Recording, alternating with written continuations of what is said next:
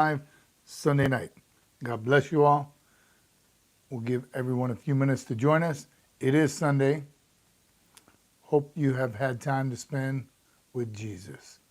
Let me know as soon as you get a 5x5. If you could, let us know. Sound check, mic check, video check. Producers team is on that right now. Good evening, everyone. Welcome SFMF Live. Sunday, great church this morning. Stayed for services in the morning and then baptism. Right, baptism they do the end of the month, every single month. And this morning there's about 15 people being baptized. It was very cool. And one of our daughter's friend, he got baptized this morning. It's pretty awesome. All right, welcome. We are successfully connected. I think we're here. I'm in the frame of the two. Dang it, the circle's a little off. He said loud and clear. All right, Lima Charlie. All right. David Bryant. Marcel Streb.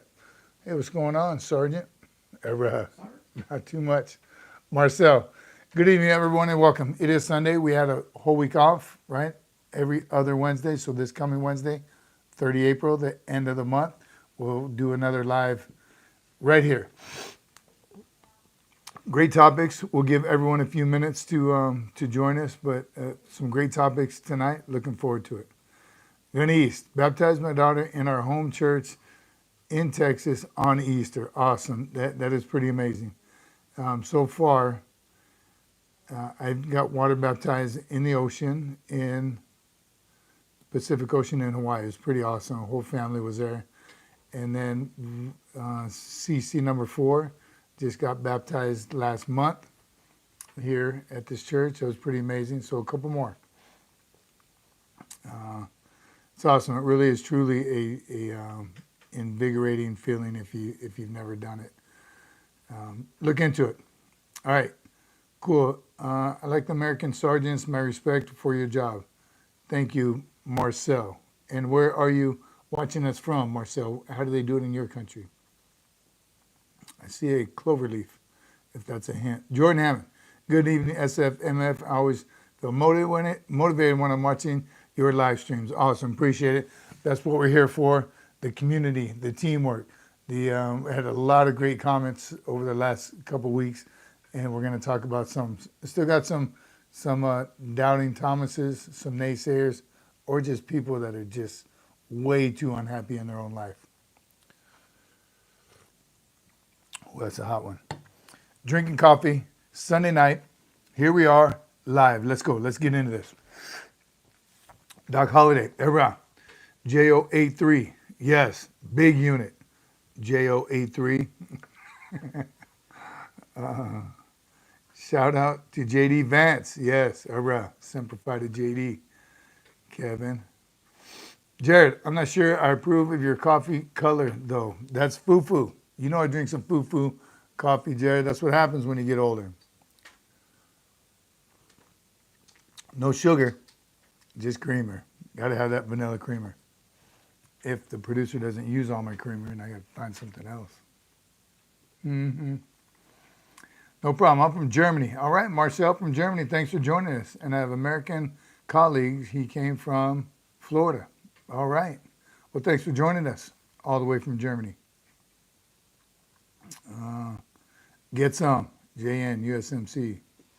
Yep, Admiral. Hello from Indiana. All right. Yes. Where are you watching from as well? Hello, everyone. Ed Creedon. Do I like Star Wars? No, somebody did reply with a Star Wars scene or something. I don't dislike it. I was never into it. But I watched it when it first came out, right? God bless. I don't know about getting older yet. North, dang it, I missed that one. Marcel, I know a few Anthony's. I don't know if it's the same one. Gray Wolf, thank you for your service. Thank you, Gray Wolf. Appreciate that. And that's probably 90% of people on this channel, so we appreciate you saying that. Topic of discussion, Ryan, good thing you asked that, because we were talking about entry into the military, not just the Marine Corps, but the military. We did do, my last couple of shorts were on that topic because where are we? We're in, is it August? What is this month? May. Almost in May is the same time as graduation from high school. So a whole lot of teenagers, soon to be men and women, are going to be out in this world. A lot of them, 1%, are joining the military. So we'll be talking about that as well. All right. Hope y'all doing okay over there. Thanks, Colt. I served in 9th Infantry Division 68 and can't fall asleep peacefully because of PTSD. Tony, hang out with us. We discuss things just like that on this channel, and you're surrounding yourself with like-minded people, Tony. So hang out with us. Brother, thank you for your service. Glad you're here. Adam Scott, thank you for your service today and every day. 07, URAH. Mr. Doc, recruits, not high. I missed the doc. Put it back up there. How long you worked to sergeant? We'll cover all that and more. Master Sergeant Bull. No. Sergeant Major Smedley. All right. All right. All right. There we go. Adamies, that's a good break in the pause. Breaking the comments right now. Double tap, everyone. Doc says, are there any common mistakes applicants make at MEPS that a recruit should avoid? Okay, great question too. Thanks, Doc. That's what we'll talk about. Again, in the first segment is that prior enlistment period. That's what most of the shorts have been. It is almost May, graduation season. So all those seniors getting ready to graduate, a lot of them, about 1%, are joining the military. That's why we're going to talk about that. Hopefully they're on this channel or they know somebody that is in that situation. And we just want to help make it a seamless transition to include MEPS. Doc, thanks for pointing that out. A little bit of active service time. We'll talk about that through leadership. Did a leadership one today and got some amazing comments on that. Always a hot topic. Leadership. Successes are because of leadership. Failures are because of leadership. Leadership's always the answer. We're going to talk about that. All right. East Coast, West Coast, or Okie. All three. But I was never stationed on the East Coast.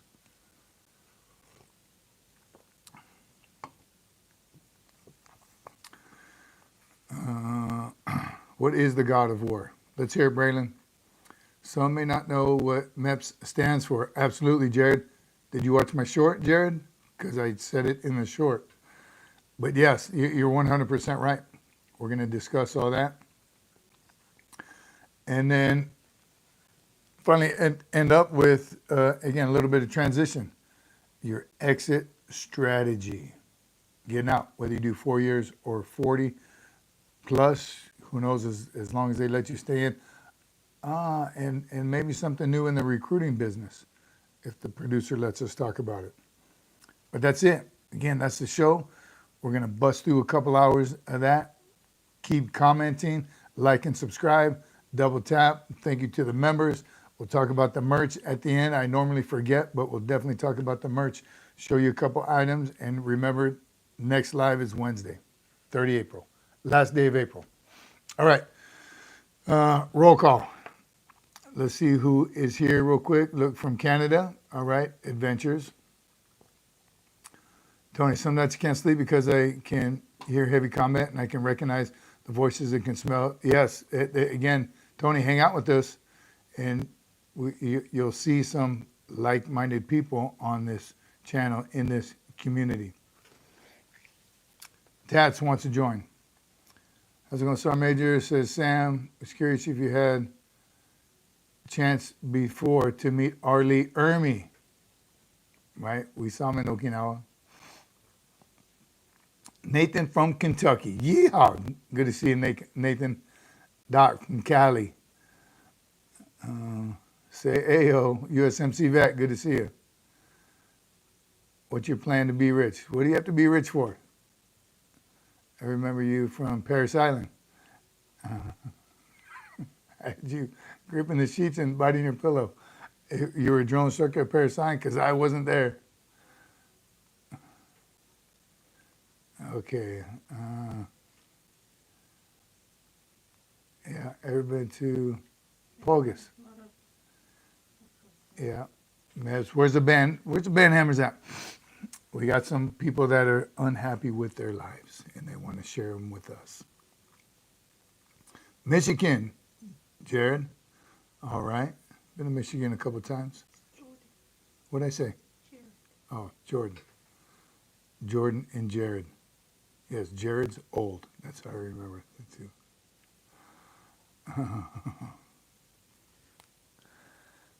All right. Let's squash out some of the let's squash out some of the ID10Ts. Goon Squad, go find an ID10T for him and hang out on someone else's channel. All right, Jason. DJ Boom from Texas.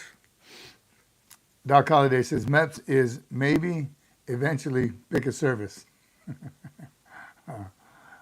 All right, Sticks and Stones. Adonis, thank you for supporting our country. Sorry to hear that, Adonis, and we're praying for him. He was deployed, and we hope he's resting in power. All right, here we go. We're up, ready to hit it. The shorts this week. We'll start with, because there's an entire process for young men and women to get exposed to the military. If you're not a military brat, meaning your parents were in the military, that's all a military brat is. And I was not. I had no military in my family. Had an uncle in the Army. Didn't really know too much about. So if you're not a military brat, your first exposure to the military, besides today it's YouTube and TikTok and movies and all that, is the recruiter, right? That's the one you actually talk to, and he talks to you, he finds you. They canvass the streets, probably not as much as they did way back. With today's technology, I think they probably rely a lot on their social media. Which I guess if it works, it works, but there's nothing like canvassing. Recruiters, help me out. How effective was canvassing over cold calls and now, what do you call it, cold social media, just reaching out? Because my daughter was, as a junior and senior, was getting a whole bunch of text messages. Not the same to me. I think it needs to be face-to-face. If you want to get through to a young man or woman, I think it's got to be face-to-face. So hopefully the recruiters are still canvassing, and they are. I know, because again, my daughters tell me when the recruiters, are on campus, and I think that's great, and I think it's necessary. Any recruiting for any kind of business, nothing like canvassing the street, getting out, seeing the people, meeting them face-to-face, so that will help you help them, whether they are a good fit for your organization or not. Relying on phone calls, not going to last. So recruiting, big part of it. And shout out to all the military recruiters. They obviously do a bang-up job. Now, during the current administration, we're not hurting for recruiting anymore. Amen. Carl Green, thank you, brother. Vanilla creamer. Yes, thank you. Yeah, it's foofy. You can call it foofy juice, fufu juice.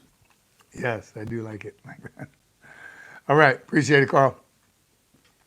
So recruiters, that's, again, your first interaction, real interaction with the military, again, if you don't have family. A lot of you have family, and a lot of current service members were destined to be in the military because their siblings were, their parents were, their ancestors were,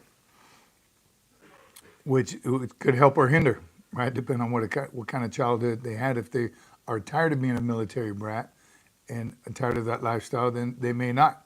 On the other hand, being a military brat, traveling around the world and seeing the things you can have the opportunities to as a military might just entice you to join, right? Hence our third daughter is a Marine. Fourth daughter is getting ready to be a Marine.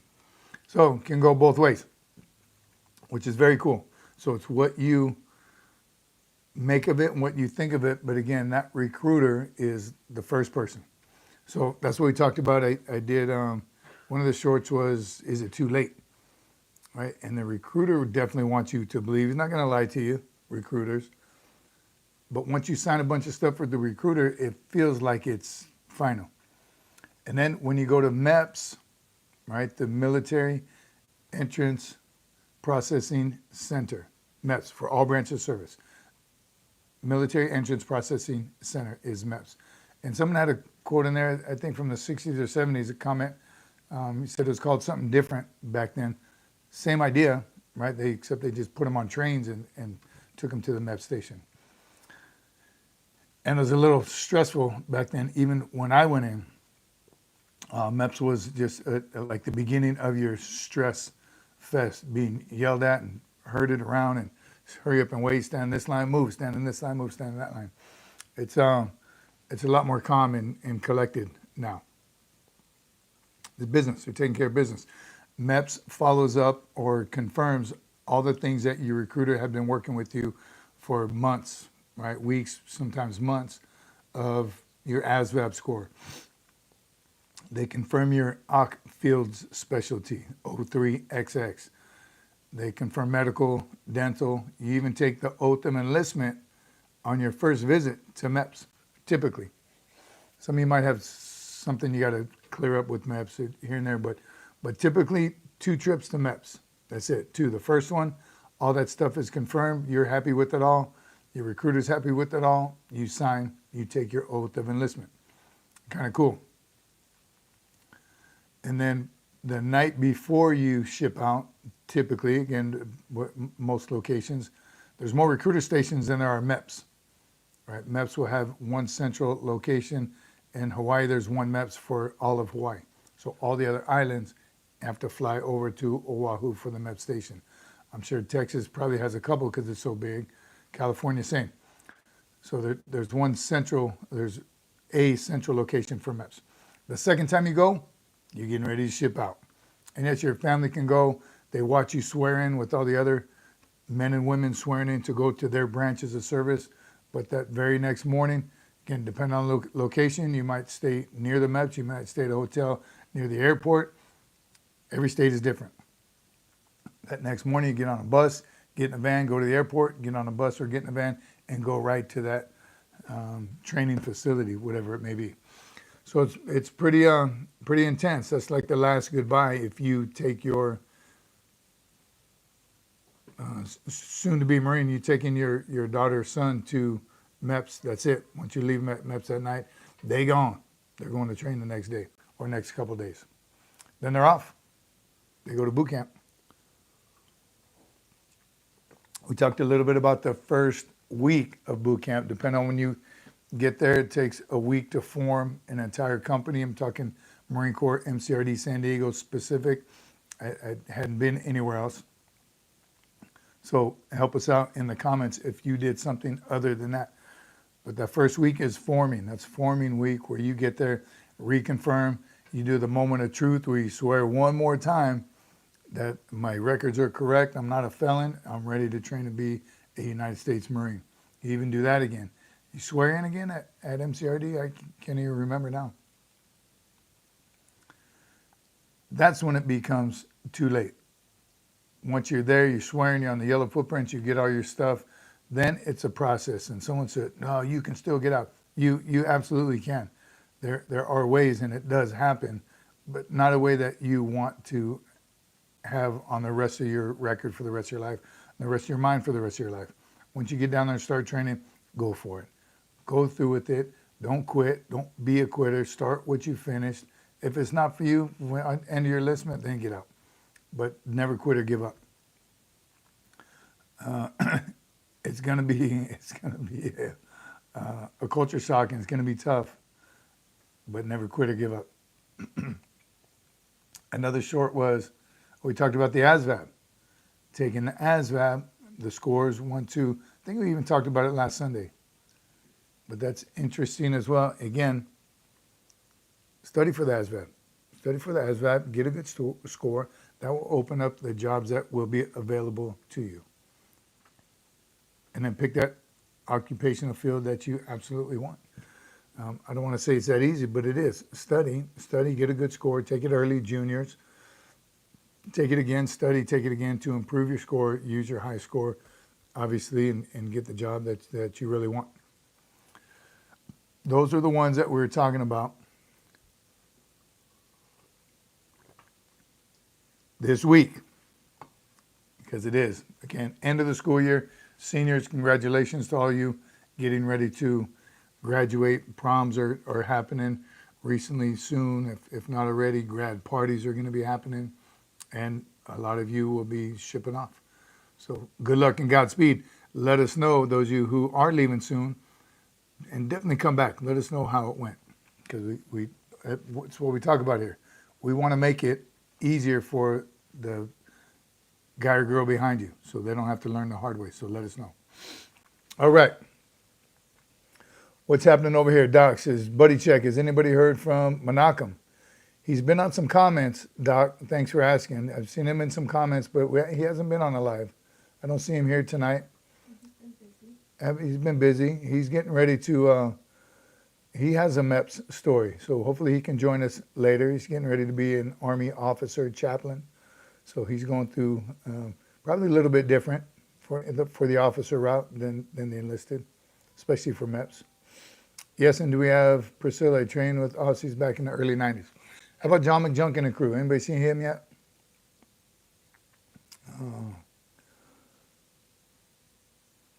When is it? Who else? John McJunkin and who else have we not seen on here? Michael's Drones. All you guys.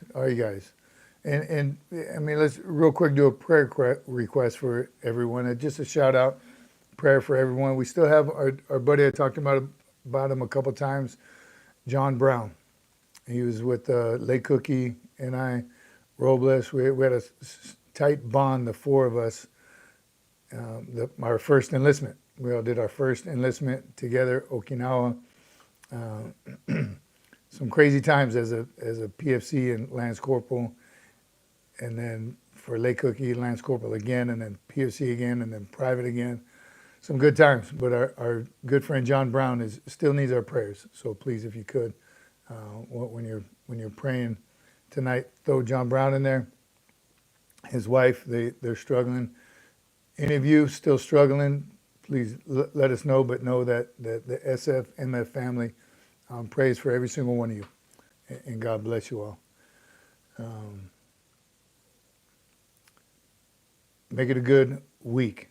I know we just started, but make it a great week. This is a big time for a lot of you, a lot of us.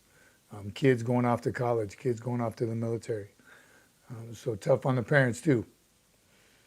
At the same time, get them off my payroll. That's what I'm talking about. All right. Doc says, Sergeant Major, what does the challenge message really mean when you're getting smoked? The challenge message really mean when you're getting smoked. So in case you don't know, getting smoked is getting thrashed, right? Your drill instructor thrashes you. You clearly did something wrong or not. The challenge message is they want to see if you're going to quit or give up. Pretty much. And there's rules. I'll let the cat out of the bag. There's guidelines for a drill instructor thrashing a recruit, but they're good enough that you can thrash the crap out of a recruit and get your message across, right? It's when it goes from training to something else is when DIs normally get in trouble. They take it too far. But if you're thrashing a recruit, and when I say for something they did wrong, they do something wrong all day, every day. That's just the nature of the beast. You're going into this environment that is a complete culture shock, that you're not used to any of it, and they're feeding you through a fire hose of information, and you're expected to grasp it all right now. Yes, get ready for it. So as long as you, back to Gunny Rod, what his two pieces of advice? Move fast and scream loud. You got it. That's half the battle right there. So do those two things the best of your ability, and it's going to be better for you. Are you going to get smoked? Yes, because there's, again, a lesson in it all the time, especially if you did do something wrong. Your rack wasn't tight when you left out. You didn't clean up. Well, there's mistakes that are made that recruits genuinely need to be held accountable for. And that's a life lesson for the rest of your life. You do something wrong, you're going to get punished. Too many times they don't. The hollow threats. Remember, I did a short on that a couple months ago. Too many parents make hollow threats to their kids. You do that again, I'm going to take your phone away for a month. The kid does it again. The parent takes the phone away for about 2 days and gives in and gives them the phone back because it's a lot of work for the parent. Now I got to make sure I know where you are so I can come pick you up. And it's just so much easier with the phone. Just take it back and don't do that again. No lesson is learned by anybody. That follows you throughout your career if that's normal to you, that you don't get held accountable. We have adults now that don't hold themselves accountable or anyone under them. Teaches nobody nothing. You do something wrong, you got to be punished, period. And if you say as a leader 30 days restriction, you will be on restriction for 30 days. It's not easy for either of you, but it has to be done. That's what we're missing. That's what Marine Corps Boot Camp does for you. It teaches you that. And that's why it's interesting to see Marines later on in their life, after they've gotten out, forget all about accountability. And it just doesn't happen anymore. Now they want to be liked, right? They want to get promoted likership, right? I did a short on that, likership or leadership. I want you to like me. Couldn't care less. I want you to respect me and know that I'm going to be your leader. I'm going to take care of you. I'm going to protect you. I'm going to fight for you no matter what. That's what a leadership is. The likership is, again, the cool guy. Everyone likes him. We can sit around and he's giving us a class and we don't even have to pay attention to him, right? He can fall asleep during the class. That's likership. That leader wants everyone to think, oh, he's cool. He lets me sleep in his class. Ain't nothing cool about that. Nobody's gaining anything. Leadership, not likership. How do we get on that? What'd you ask me, Doc? You started that. All right. Gunny says, he started as a combat engineer. Doesn't really matter in the Corps. After first sergeant. Somebody asking about my MO as combat engineer, 1371. Started that way. Ended up in the infantry, retired out of the infantry. But yes, after first sergeant, doesn't matter. I went to a motor chief maintenance company, went to a base unit, went to just those two. Oh, then went to the infantry as a first sergeant, went to the air wing as a sergeant major, and back to the infantry as a sergeant major. And I have to hear with these trolls. There are a lot of trolls. Again, they need to send them to get an ID-10T form and go somewhere else. Gunny East, we've never asked you, and if you don't want to share publicly, don't, but what are you putting on your fitness reports? Let us know. What block is that? I challenged Jared for the title. We talking about old age title? Sergeant Major. That one, Sam Caceres. With your 10-year experience, if you can shed some light on why it may not work out for some. Had a high school friend that went through boot, but disappeared after, disappeared after what? Thank you, Doc. So the question is, we had a teacher get out of trouble. So the question is, thank you very much, Doc. God bless you, brother. I didn't get a chance to read your whole message. Maybe the producer will. Can you come around here on the camera and read Doc's message, please? She loves when I invite her over here on this side. So the question was, why do some people make it and why don't they? Hold on, see Adam East up there. Right now because I have to.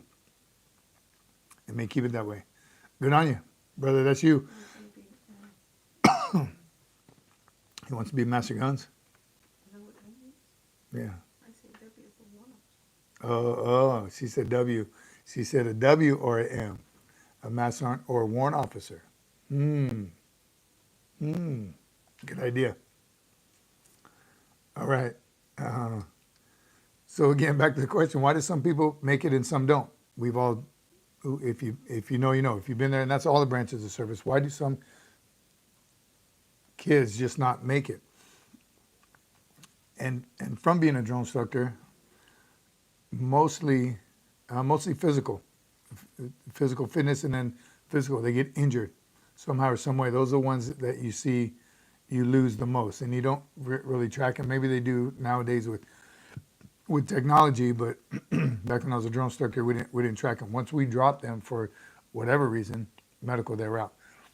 Very few failure to adapt, but there was some, meaning they just want someone to say, yeah, you can quit. Just at any point, just stop doing everything. Just sit on your rack and do nothing.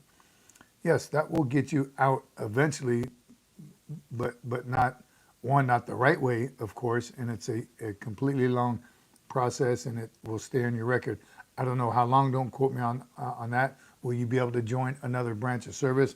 Who knows? But why would you even put yourself in that position? So, can you quit boot camp? Yes, I guess technically, yeah.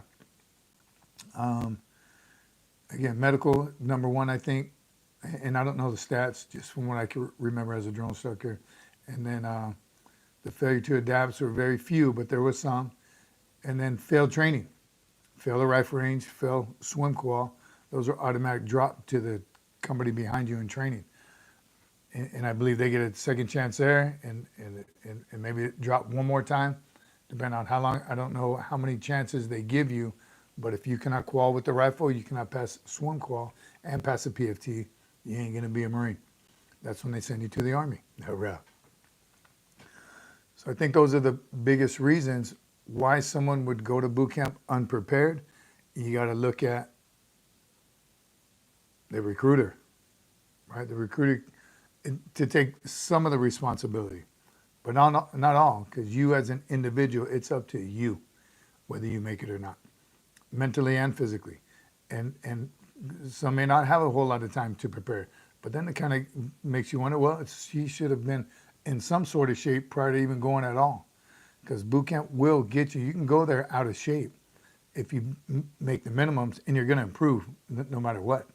Just if you do what you're supposed to do every day, they will improve you, right? They have ways.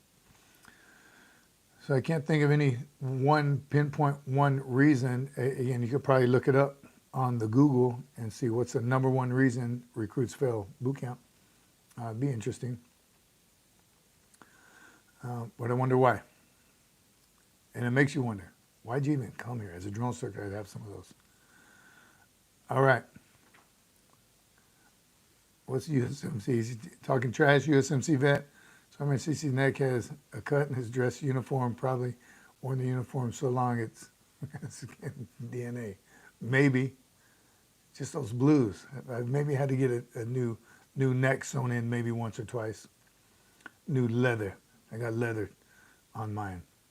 I had to go through basic twice. Army infantry. Broke my hip, third week, got recycled and finished it. There you go. Chill, son. Nice work. That's maybe Goldman will show up later. He did the same thing, showed up at boot camp, broke his leg. Spent a whole lot of time in MRP, rehab platoon.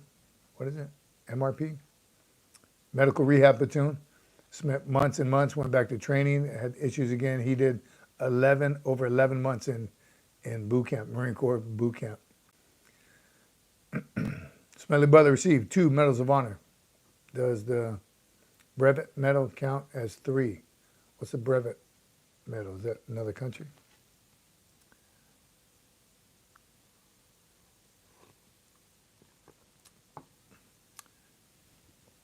Good on you, Chilson. Never give up. That's awesome. 10 years ago. You still in, Chilson?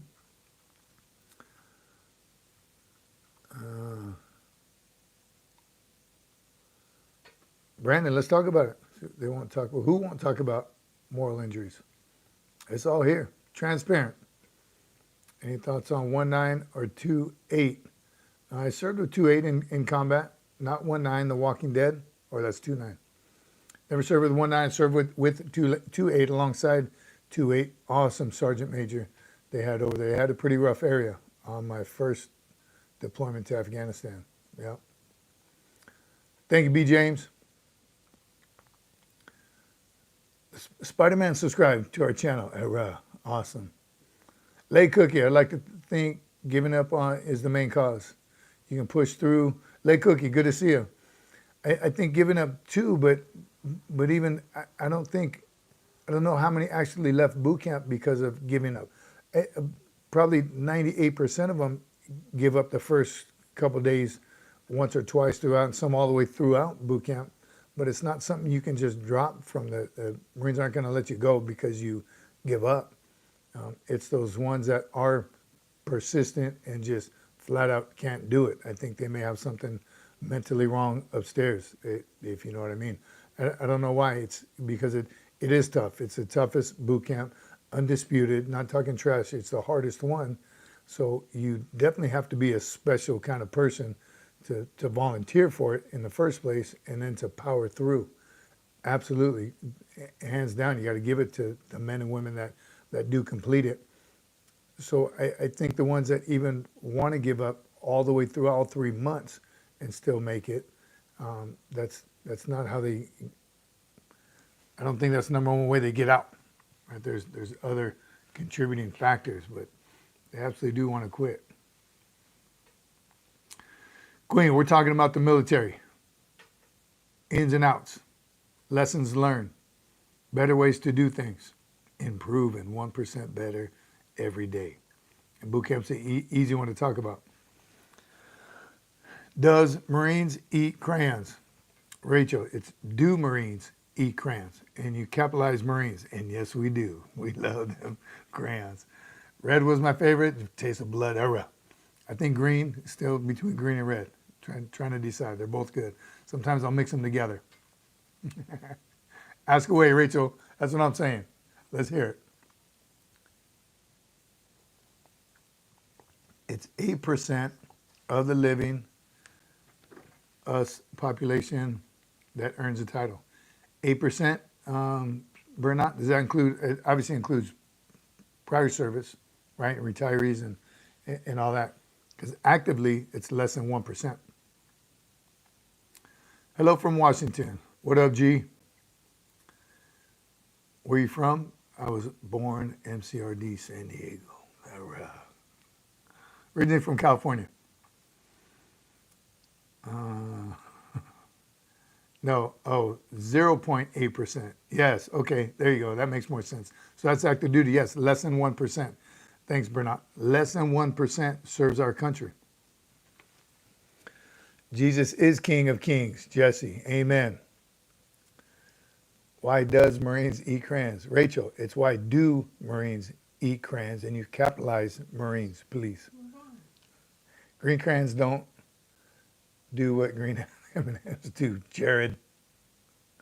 Go Marines. Had an uncle in the service. All right. So boot camp. That was the first hour already, almost. Seniors out there. Those of you who know seniors, talk to them right now.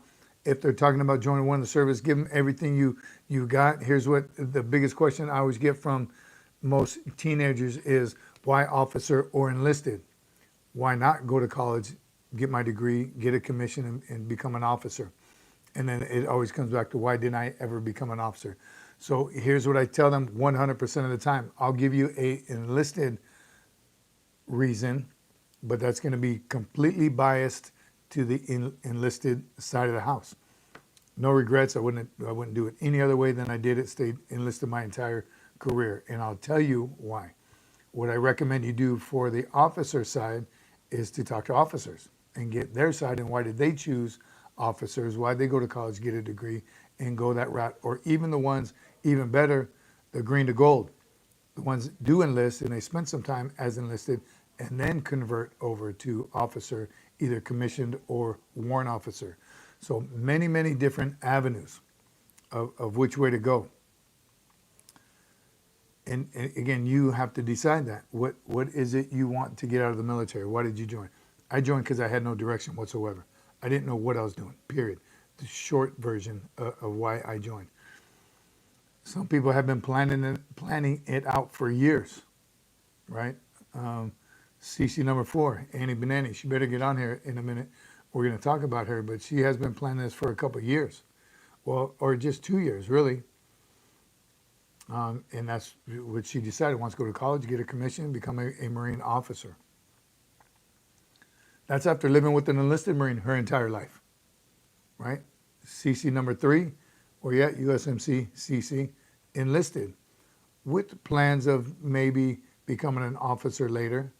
I think early on when she talked about it, yep, I want to be enlisted, do all the cool enlisted things, like become a drone instructor, go to the academy, go to all these schools. That's just so the things that I've done. And every now and then throughout my career, someone said, you should become a warrant officer, real good at your job. It's just not a path that I wanted to choose. I love the freedom where you're at Gun East. I love the freedom of being an 8999, a first sergeant. Because I went to all, you go to absolutely any MOS and become the senior enlisted advisor to the commander, right? For that, again, I went motor T, infantry. I only did 2 tours as a first sergeant. And then as a sergeant major, air wing. Something I had never done in my entire career. Now I'm the senior enlisted advisor to the commander. I love the change like that. I love the new atmosphere, love learning new things, new occupations, new Marines. That was the reason I chose the route that I chose. And yes, it is for the needs of the Corps. I did have a comment said, no, it's not the needs of the Corps. It's your record speaks for itself, and that's how the Marine Corps chooses you to be a master sergeant or first sergeant. Half true, 100%. They do look at your record and see all the things you've done in your MOS, and yes, you'd make a good master sergeant. Or you've been outside of your MOS, you were a drill instructor, a mountain leader, a swim instructor, all those things. Maybe that would make you a good master sergeant.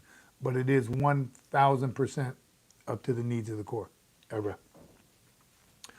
All right, USMC vet says, I joined because USMC is the best, most bad, you know what, military branch in the history of the world. We even guard heaven's gates. Amen. Yes. St. Peter's, I will tell. Another Marine reporting, sir. All right. That's why we talk about boot camp right now, right? And we want to know, we want to hear from the newly graduated recruits to Marines as soon as they get out, so we can hear the latest and greatest.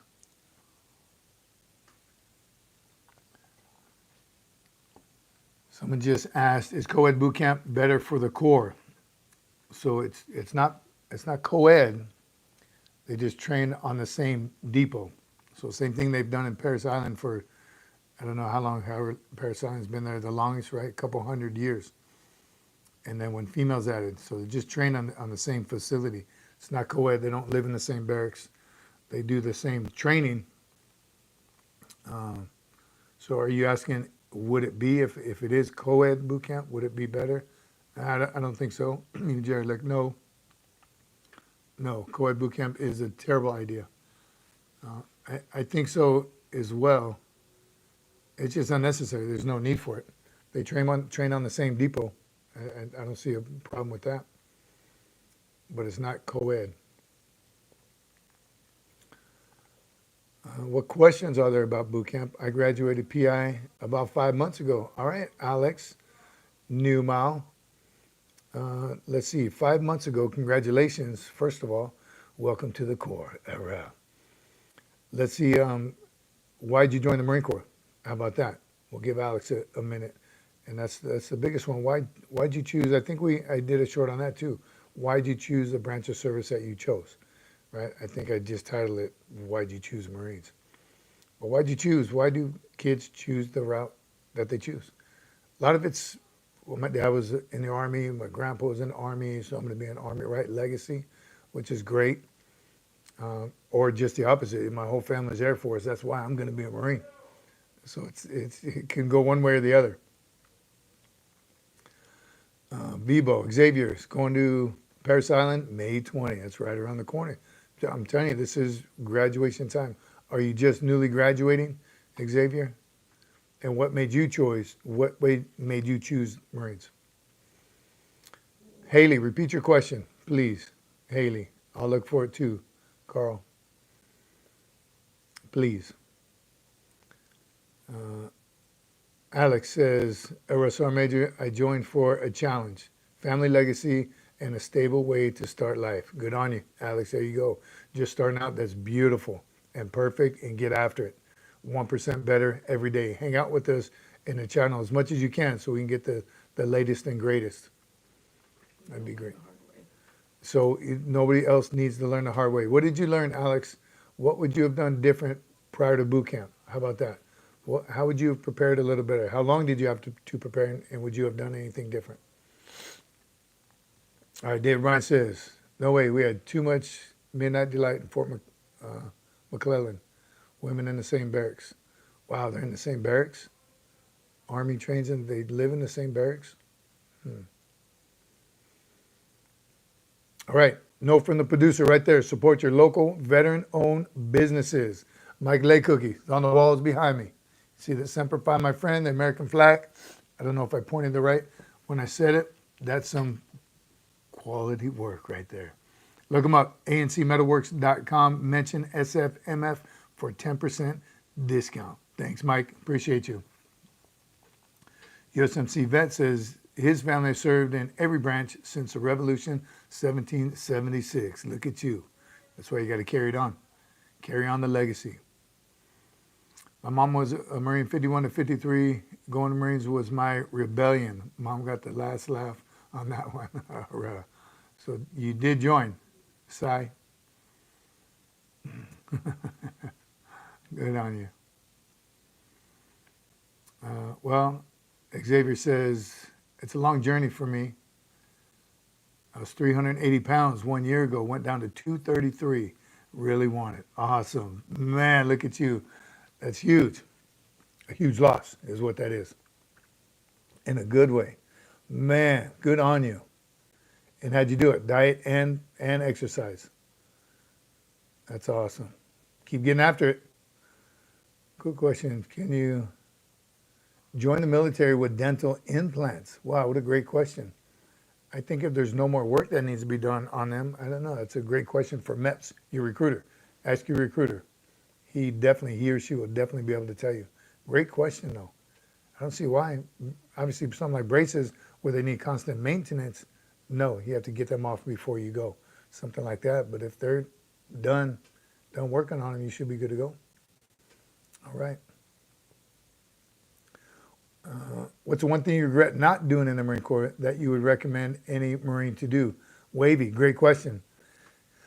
I just ran out of time. There's so many other things that I did want to do, like MSG is probably my biggest one. I wanted to go on MSG duty, Marine Security Guard in some foreign countries. I probably even would have taken two, what do they call them? Hardship duties.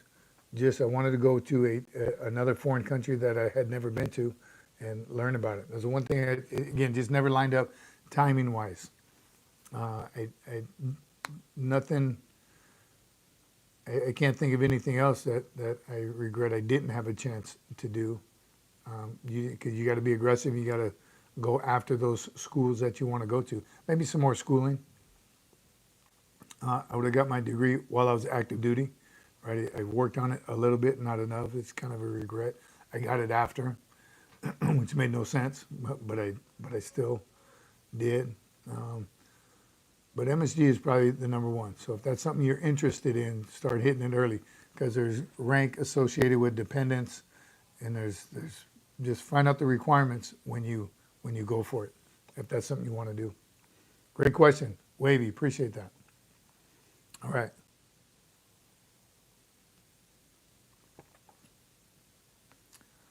Pathfinder says, hey, Sergeant Major, ever met someone who did 2 to 3 year contracts?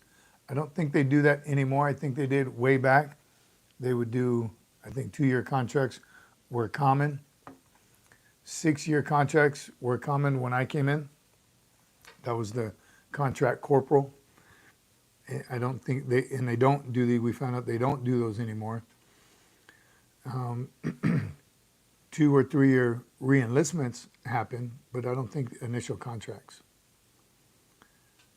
And a 2-year contract would be a waste of time if you ask me. And I do think that everyone should serve their country. And I would say a 2-year if you don't plan on serving at all. 2 years would do you good, a lot of you. But a 2-year contract, you figure your first year is in the training pipeline, boot camp, SOI or MCT, and then your MOS school. So it's about a year before you get into the fleet. And then you only got 1 year to do it. Maybe that would convince people to, yes, this is the place for me. I need this direction. I need this discipline. I need this purpose. So maybe that would cause some people to stay in. Be an interesting reason for someone to join for just 2 years. All right. Matthew Askren, good to see you, buddy. He said he knew 2 people that did a 2-year contract. So I think there's waiver for everything. So there might be a legitimate reason why someone would only do 2 years. All right, there's McJunkin. What's up, brother? Good to see you. How you feeling? Reporting is ordered. No excuses for reporting late except for YouTube issues. Still sounds like an excuse, McJunkin. You owe us some McDonuts or some McBurpees. One of the two, John. Hope you're feeling well, brother. Glad to see you. Let's hear. You got any young motivators with you this evening? Lake Cookie says, I don't remember any contract corporal that made good NCOs. That was part of my short. I think I did talk about it. I'm sure they're out there. I'm sure some did do it well and learn from it, right? 18 months is, I think, when they became corporal. So I got to believe there's some good ones. But in general, I'm with you, Lake Cookie. In 2001, if you want to become a combat engineer, which my recruiter said it was mandatory 6-year contract for $13.71. I think he duped you. I don't know. Maybe it was at that time. In 2001, yes, because engineers heavy in Iraq and Afghanistan. They were needed, right? Running thin in the engineer community. So it may be true. Xavier, I missed it. It's talking about your job options. Probably because your ASVAB score. You picked logistics. Logistics is tough, very important. You can't go to war without logistics. But did that have to do with your ASVAB score? I'm guessing. Dave Brown said, just had 4 vets show up to watch. Man, and I missed the rest. Y'all are killing it. What do you think about military contractors? I think military contractors are cool. They're primarily prior service military, so they get it. Maybe the ones that are straight civilians may take a little more time. And you can tell right away which ones are prior service military, which ones are just contractors. But I think it's an absolutely great program because it frees up more Marines to the fight, right? So instead of that Marine driving the bus, we get military contractors in there so the Marines can pull triggers. McJunkin said he's feeling much better. I missed the rest of it. John, if you can put that back up. Every Sunday around 7:55 Florida time, get tech issues. Be right back. All right. Get after it. I scored a 33 and I'm colorblind. Wow. Not many options for jobs. You're probably right. So good on you for making it happen, Xavier. That's interesting. So with the 33, right? The minimum ASVAB score for Air Force, Coast Guard, and Army is 31. Marines were 35, so you did it. You got through. All right. Simplify late. Hot Rod. Is Hot Rod here? Did I see him? All right. All right, so boot camp. Getting ready for boot camp. That's what we want to hear from you new ones. What did we miss our recently graduated? What would you have done different prior to going to boot camp? That's for anybody, actually. Anyone can answer that. What would you have done differently getting ready for boot camp? Outright is here. Yes, he's doing burpees. Joey Gonzalez, Golf 2-5, 0311, Marine 7-9, Retreat Hell from Dallas, Texas. What's up, Joey Gonzalez, 2-5, the most highly decorated infantry battalion in the Marine Corps. Get some. Joey, good to see you, brother. McJunkin says, We even have a rare treat with us here at the OFK. We have Korean War veteran and Marine tanker Staff Sergeant Bill Gronick in the house.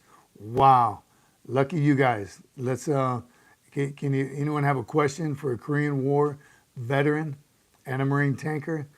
Don't ask him how he feels about tanks going away. Awesome, great to hear, John McJunkin, and to the veteran himself, man. I say it all the time on the show. If you ever get a chance, an opportunity to speak to anyone prior service, Korean War, the frozen tundra, fighting in below freezing temperatures, you kidding me? I think I'm a tough guy, but these guys, just to survive in that type of weather, and I've done cold weather training, and where you're still fighting, but it's with blanks. These guys weren't fighting with blanks. They were surviving and fighting all in the same time. In below freezing temperatures, you imagine the amount of frostbite and just hardcore every day, just getting up, trying to sleep in that. Oh my God. And survive and hydrate and eat. Everything's frozen. Man, awesome. John McJunkin. If he could tell us a story, God bless him. And man, we'll be asking questions about him, his family, and thank him for his service. Awesome. Frozen chosen. Unreal. And people talk about even 1st Marine Division has a great alumni association. They came to one of our birthday balls in 2-5 and just hearing the stories. And all of them always say, yeah, we were tough, but man, Marines of today, you guys are so much tougher, so much tougher. I don't think so. The frozen tundra. That's all I'll say. Can you imagine? All right, Staff Sergeant Gronick says, he is blessed and honored to be with you and on your channel. Awesome. So glad he's here. Amazing, and thank you. Thank him for his service. God bless him. Awesome. All right. It's amazing what your body can do in combat, says Eric Reinhardt. Amen to that as well. You'd be surprised how far you can go, how long you can go without food or water or sleep when you're in the heat of battle. You're absolutely right. Your body is on survival mode as well. All right. Shoot, Lieutenant Dan is here. My father-in-law was a Marine in Korea. My father with 2 uncles were all in Vietnam, all Marines. And that's why you're a Marine right now, USMC 8506. Awesome. Legacy. Dakota Meyer does not have to repeat boot camp. That question did come up, and I guess that's a fair question for non-Marines. Right? Does he have to go to boot camp again? You saw Dakota Meyer just re-enlisted. He does not. Marines do not. Somebody even said, though, that they thought or they knew somebody that was out for a long time and did have to go back to boot camp again. I don't know how true that story is, but once you go to Marine boot camp, once is enough. And I wouldn't want to be a drill instructor for a recruit that had already gone through boot camp. You know what I mean? They know too much. So I don't think that's true. And if they don't send them back to boot camp again, I think that's the right thing to do. But he did re-enlist. He's re-enlisted in the reserves. And someone even said in the comments that he was joining his unit. That'd be cool. All right. Jared says, we're all tough. Each era of Marines were tough in their own way.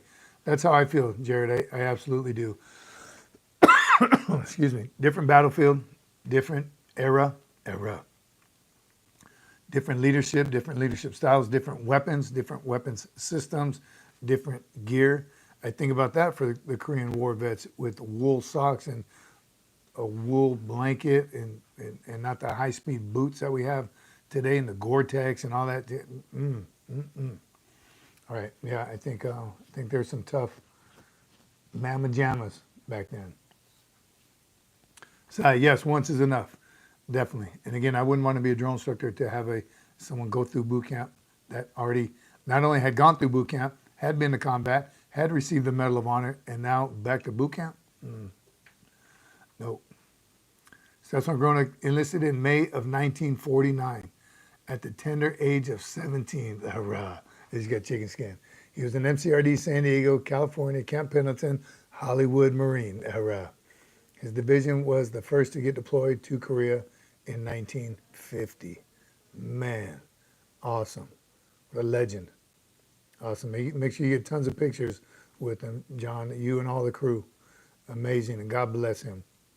Awesome. Moto, straight moto right there. Yes. Again, you have an opportunity to speak to some of these veterans, talk to them, ask them questions, find out. Man, hard as nails. Awesome.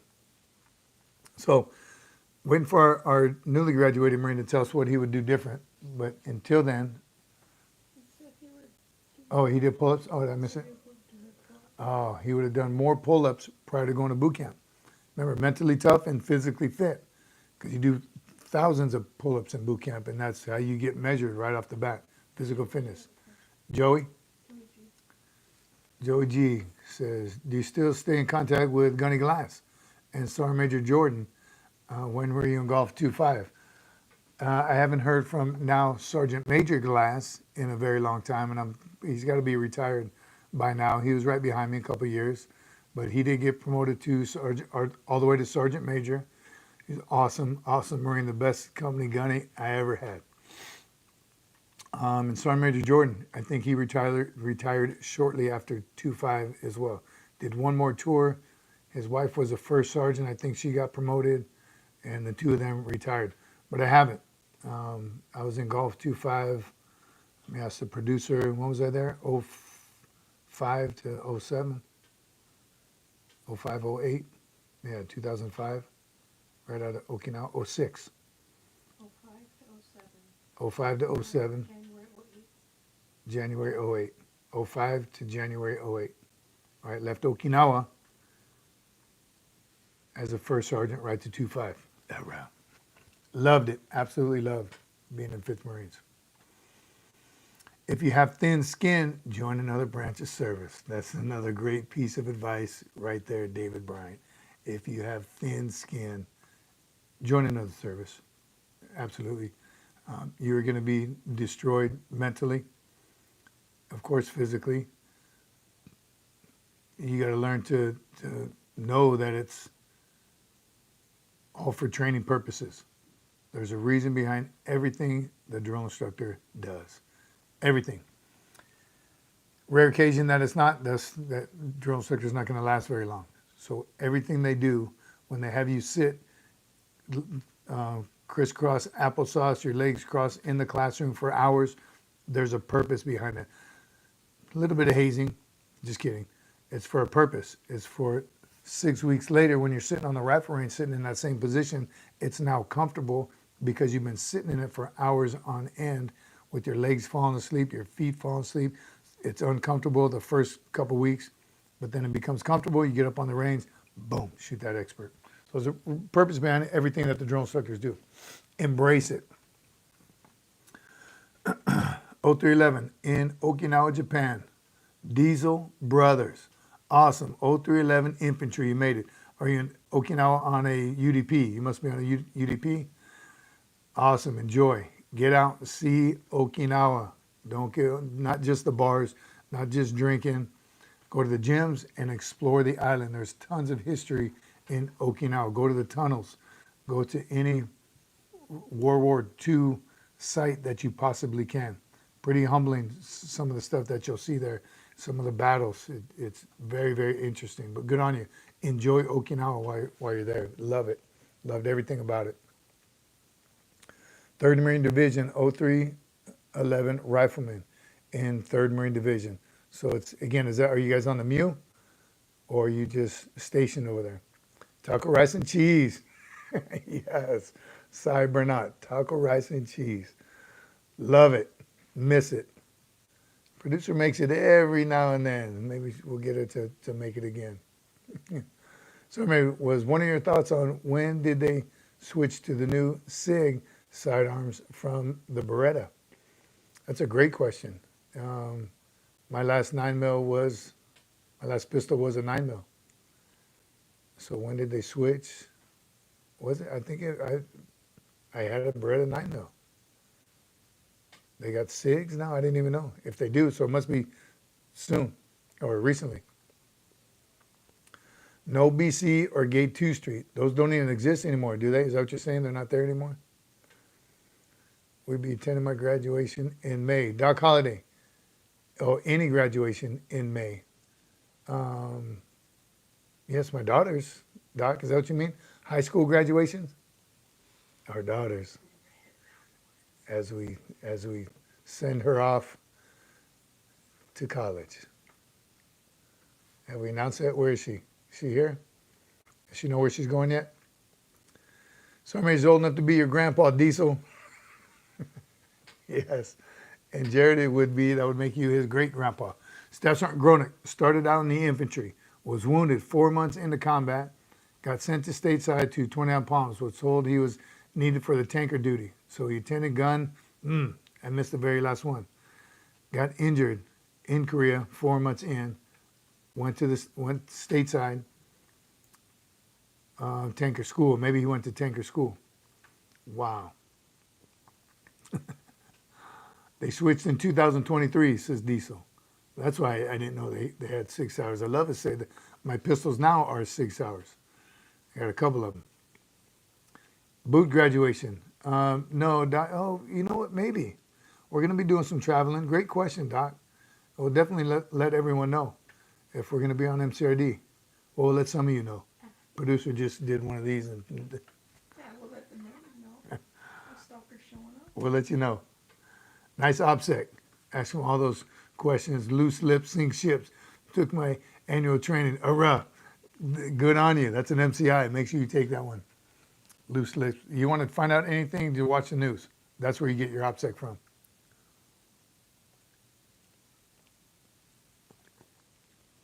That was a quiet one. Close, very close. MSG using Glocks. No, tell Doc to get with us offline. Doc, 9th, May 9th for golf company. All right. Get us offline. Doc, shoot us a message. Email? How do we get to the email? Tell him to text that number, the SFMF. Doc, text that number, that SFMF phone number. Text The 915 number. the 915 number. May 9th.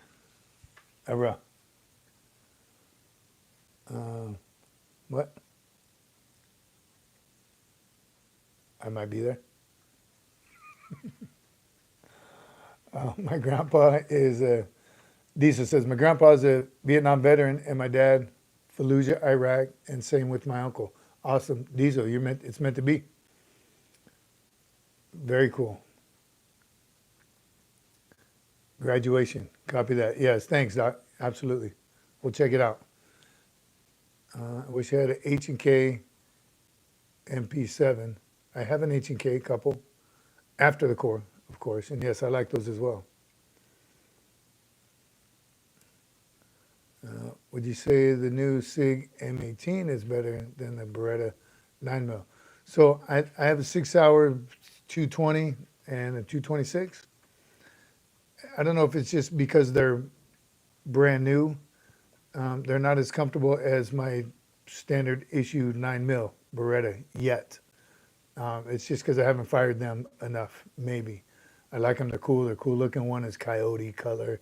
Got some engraving on it. They're very cool looking, but they're not as comfortable and as worn in maybe as my issue 9mm was. But I'm getting used to them. And one's a 9mm, one's a 45. Trying to see the difference. I like the 45, the kick in that one, but I'm a 9mm kind of guy, as long as they're hollow point. Kimi Cocoa Puffs is here. Hello, Kimi. You're a little late. You owe some burpees also. John McJunkin says, Staff Sergeant Gronick says that their crews consisted of 4 Marines, driver, loader, gunner, and crew leader. Each tank unit usually worked with a tank squad of 3 other tanks, 4 in all. So you'd roll 4 tanks deep, 4 Marines per tank. And as an infantryman, we love seeing the tanks on the battlefield. That's who we'd follow into a bad area, a hot spot. If we could follow right behind tanks in the back of that tank, you've seen it in the movies that have that the foam back there. you don't need the phone anymore. There's communication, but just following tanks into a hotspot is truly comforting. So thanks, Staff Sergeant, for what you did for our community. Love it. Get it, Diesel. Kimi, did we talk about Kimi Cocoa Puffs yet?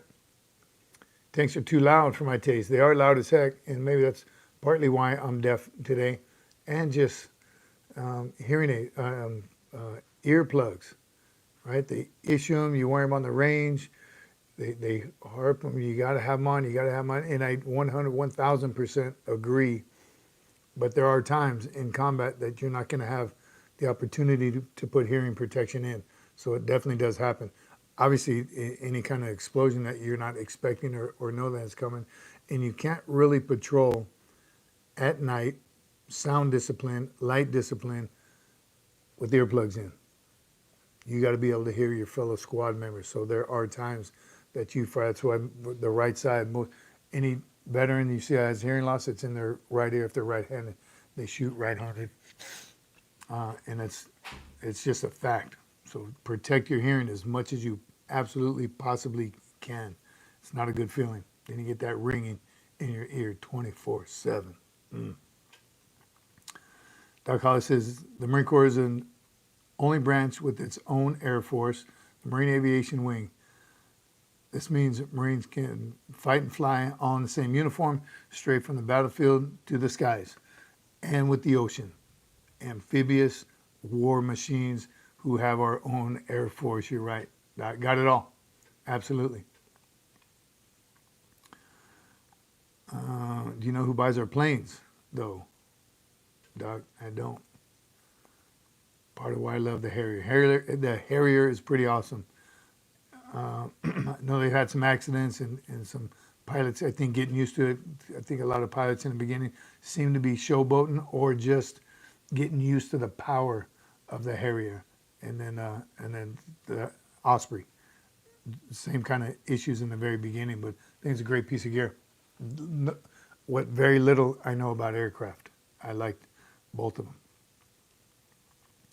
Stefan Gronis said he was honored and privileged to have served our great nation and would gladly do so today if he was in his prime and the Corps still had tanks. Amen.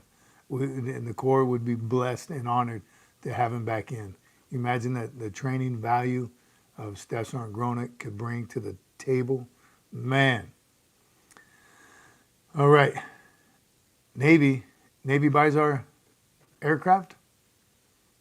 All right. Old Gyrene. All right, old Gyrene is tardy. You'll push tomorrow.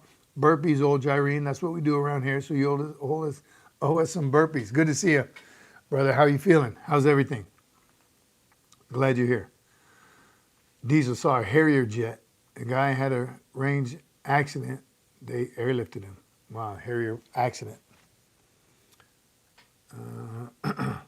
Smallest and most lethal force the world has ever seen. Marines, small. The Navy, under the broader DoD framework, handles the purchase, but it's ultimately for joint services use across both branches. Harriers aren't the Marine Corps anymore. That's, again, the Osprey, the same idea, replace it, they can land, boom, and take off. But carry some packs, 12 packs, fully loaded. Carry some Marines. Jacob, shoot my 50 cal 10 round mag, and even with ear protection, the concussion was so bad, couldn't hear nothing. Well, that's a 50 cal and a mag, yes. Valid reason, I'm chatting with the Vietnam Marine. Awesome. P.S. Knees won't allow bend and thrust anymore. All right, old Gyrene. Good on you. And get as much out of that Vietnam vet as you possibly can. Tell him we said welcome home and thank him for his service, please. Was I in the Army? Who said that? You're crazy. Jared, almost out. Grandpa was a Vietnam tunnel rat, diesel tunnel rat. So I knew a tunnel rat, Vietnam veteran, fellow Marine Corps leaguer. This dude was Interesting. He's small, Filipino, American Marine, who was a legitimate tunnel rat. He would tell the stories. Of course, I have tons of questions for a tunnel rat. Just the amount of courage and intestinal fortitude it would take to go head first with a 9 mil into a hole that you have no idea what's down there, how far it goes, how many people are down there. I can't even imagine, again, the intestinal fortitude of those Marines, tunnel rats. Good on him. And ours, may he rest in peace, passed away a couple years ago. Very, very interesting man. Awesome. Doc says, Marines have a saying, every Marine is a rifleman, no matter the MOS. That means whether you're a cook or a communicator. It disappeared, but yes, every Marine a rifleman.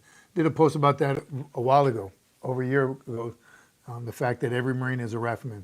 Some of the 03s got a little bent out of shape. Well, just because they're a rifleman doesn't mean they're good at marksmanship. Facts, that is a fact. But Marines know going in that your first and foremost job is a rifleman. That's why we qualify every year on the rifle range. So we know you can hit the target. Some are better than others. But those cooks and administrators and truck drivers, yes, they don't spend as much time with their rifles as infantry do. So they're not as proficient. They can't do those quick reaction drills as quick as an infantryman, maybe. But they absolutely are a rifleman first. That's what makes the Marines different. One of the things. But it's a fact. I think I told you, even in Desert Storm, we had a unit, our AO was so big, we needed other units to cover our flanks, and a Marine Corps band, I don't even remember where they're from, I think they're from California.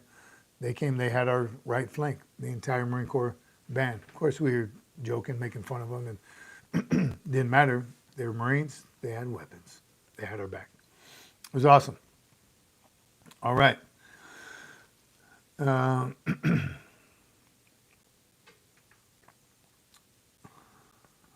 What happened? What'd I do, Jared? Talking about your age again? URAH with the fancy words.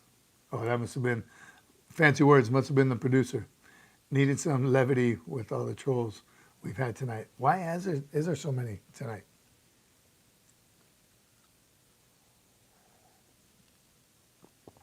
You're mad at your father, not me. Yeah, that's why we had so many trolls, because Kimi Kokopus was not in the house. Doc says, what were the biggest logistics hurdles faced by Marines in Desert Storm, and how did you overcome them? Doc, man, you always come with some home run questions.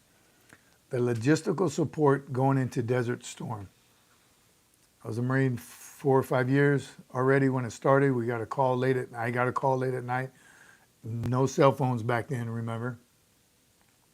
Middle of the night, and I think I was only up because I had a baby. Answer the phone, they're like, get in here right now. We're going to war. Wife was working the what do they call it? Graveyard shift somewhere. I had my baby. I couldn't take her with me to go check in to get ready to go to war.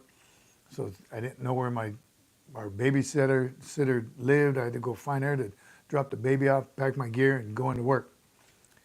Granted, we didn't leave for a couple weeks later, but that's the call that you get. Again, that would be a text, I'm sure. Went in, got accountability, took sometime probably 2-3 hours, 02, 03 in the morning by the time we got everybody. I think you meant when you're already over there, no? When I was already there. In Desert Storm. Oh, well, part of the logistics is just getting there. Yeah, but so that was just how we got there. And still today, Marines are the quickest to go anywhere. We can get there in the shortest amount of time with the most amount of lethal equipment. So that's what we did. Boom, in country. The logistics, once we got in country, was transporting all these people. Of course, we had a bunch of civilian buses we went to Saudi Arabia. So we shipped into Saudi Arabia in a big port somewhere, just nothing but warehouses, and thousands of Marines sleeping on the deck, right? We had our ISO mats. So feeding that many Marines and trying to get cold water, because it's in the middle of summer, 100 and triple digits every single day. So trying to find a way to keep everyone cool, keep everyone hydrated and fed. And then to start pushing that many Marines out to the battlefield and then creating a battlefield. It's a desert. There's nothing out there.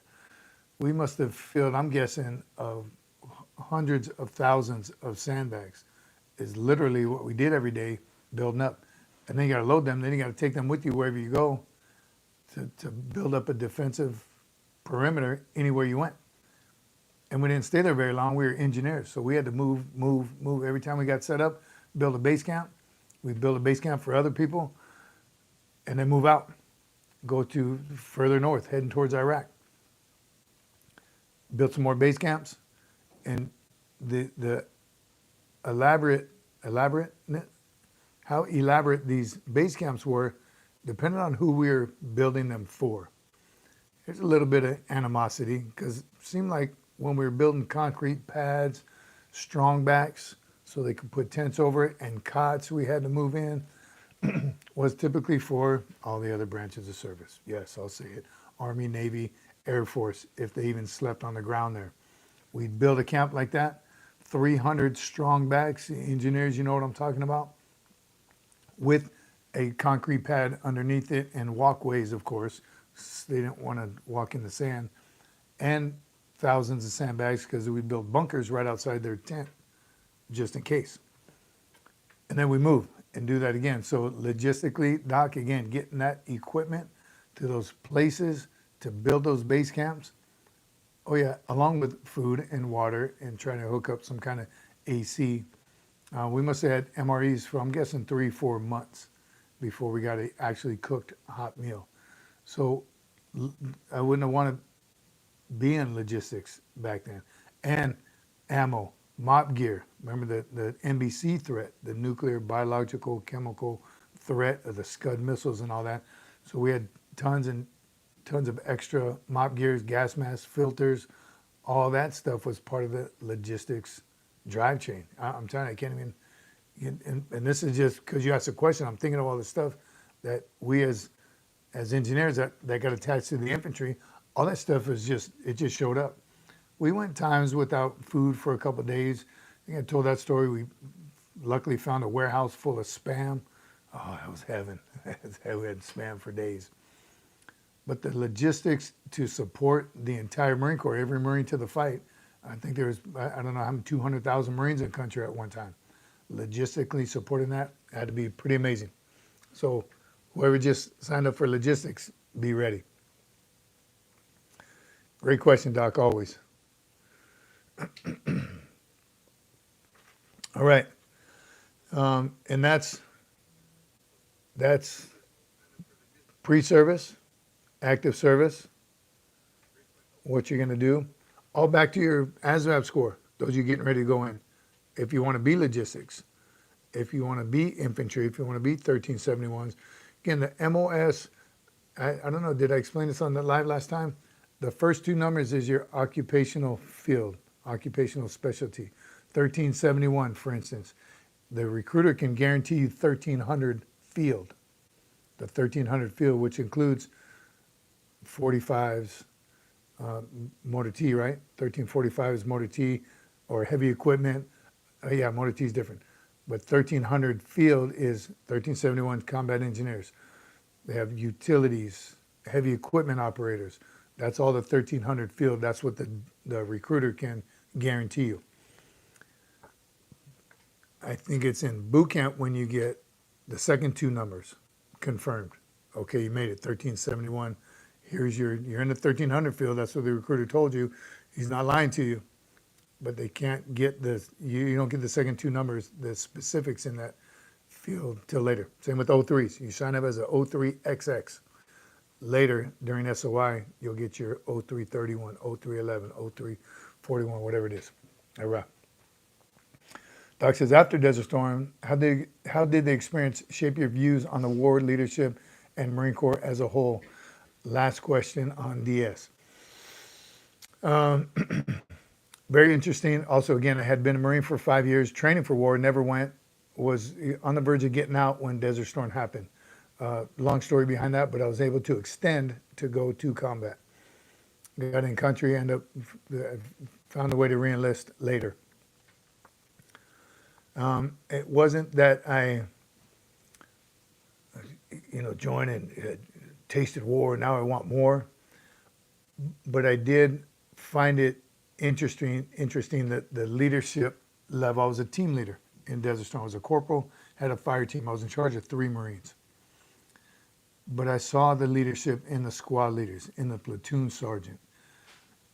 And nothing bad. I did see some bad leadership, but I saw some good leadership. Like, man, I would wish I was the platoon sergeant. I can't wait till I become a platoon sergeant to do some of the things that maybe differently, maybe the same, maybe better, maybe exact same. But I did it. And here's, we talk about the Green Monster. It's from Desert Storm right here as a corporal. Information in here, notes that I took on leadership, on the mission, some top secret stuff I can't share with you. But it truly is, I mean, it saved me and it shaped what I was going to do later in life. I knew I was going to continue to reenlist after Desert Storm. That's what it did for me. I wanted to stay in because of the leadership that I experienced. And it's awesome and amazing, humbled.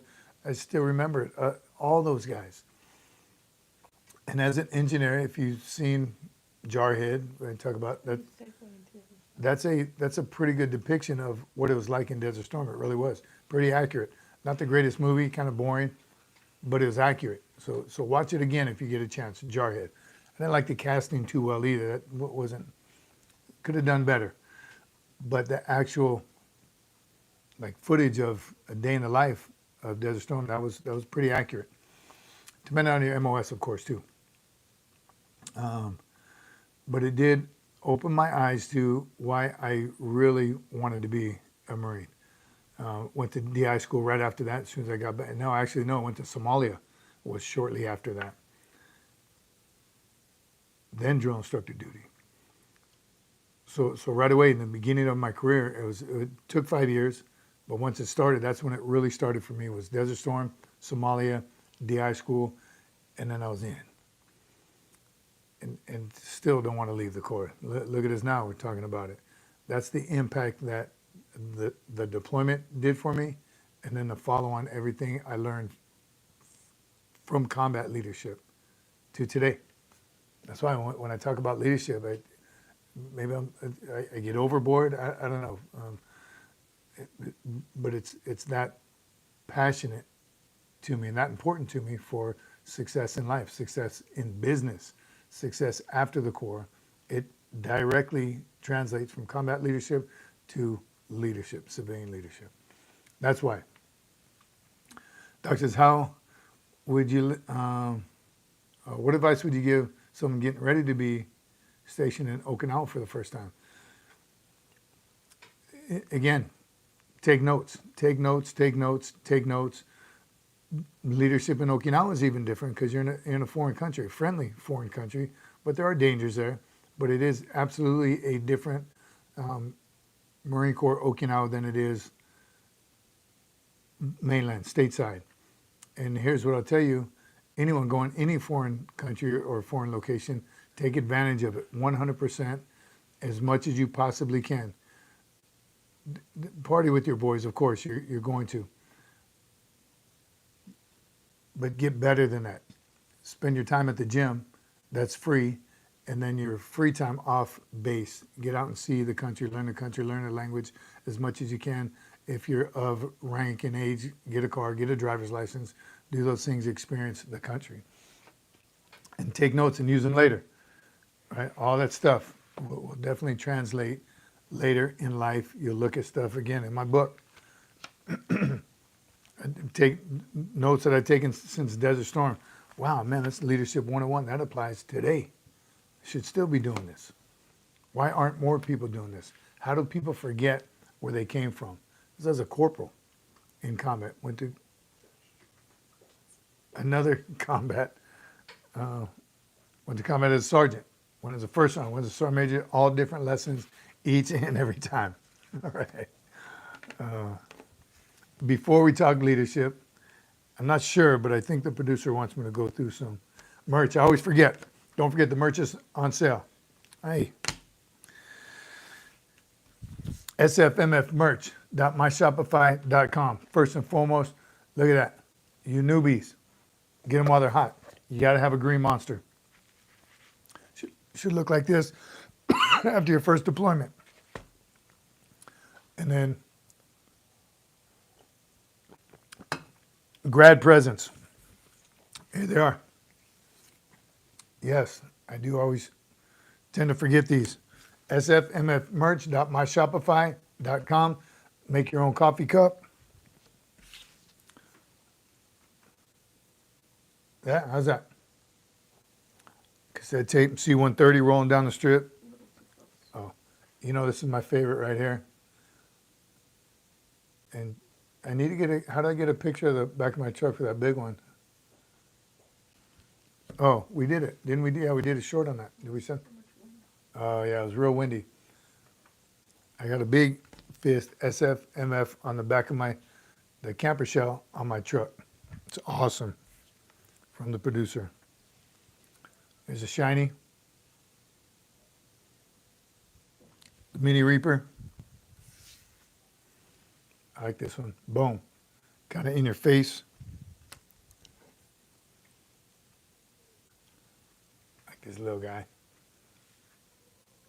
Might have left one of these at Ton Tavern, the marker at Ton Tavern. If you ever go there, let me know if it's still there. That's the newest one. I think this might be the producer's favorite. How about this? How's this one coming along? Huh? No, ma'am. Those new to the channel. No military-aged males. The new administration put a little stop to that. Coming into our country. Good old-fashioned. This is good. All indoor, outdoor stickers. Here's a whole sheet. You can't decide? Get the whole sheet. Tag them up. Use them. And we still have one of a kind, American-made, by an American, Marine, veteran-owned business right here. Where's she at? USMC Cece. Wasn't me. I know the patience are the fingers to make these. These are awesome. Been using mine since she made it 3 years ago now. Same one, hasn't come apart. And if need be, take it apart, it becomes a weapon, right? One mind, any weapon. You never know when you might need it. That's the merch. Good graduation gifts. Still have t-shirts and hoodies. Check them out on the channel. The description on the channel. Check them all out. We still have them. Let us know. All right. And you know, I always like to end with some leadership discussion. David Bryant right there. Good segue. Got some, Who did? John McJunkin's crew wants to ask some questions. John McJunkin. Confirmed, Madam Producer. No, he's got some young guns that want to ask questions. Let's hear it. McJunkin, bring it. Let me just tell you this from David Bryant says, you should never forget leadership traits in or out of the Corps. Perfect segue, David Bryant, as we wrap this baby up, because that's a fact, 1,000% fact. And unfortunately, people forget those leadership traits. Those are the hardest ones to see. Those leaders, prior service, that made it too close to the top of their field or their rank and forget their leadership traits, their leadership principles. They forget where they came from. Something happens. I don't know what it is. It's just it's hard to believe you were a Marine. You were a leader at one point. How'd you get to where you are and then forget everything? Amazing to me. I don't get it. All right. Put a heavy nut on that keychain. You could, right? I dangle my keys from it. But it is, again, 550 cord, dummy cord, parachute cord, all the names. This is what it is. And you can use it for anything and everything. I got a roll in my truck. There's one in my toolbox here. You never know when you're going to need it. And when you take it off, don't cut it.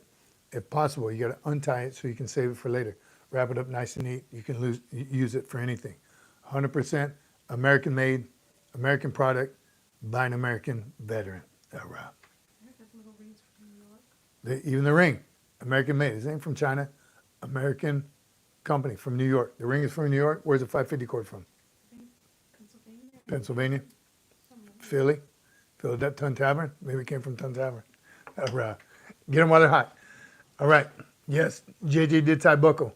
Poolee Taylor asks, sir, how did you as a staff NCO give advice to any new officers?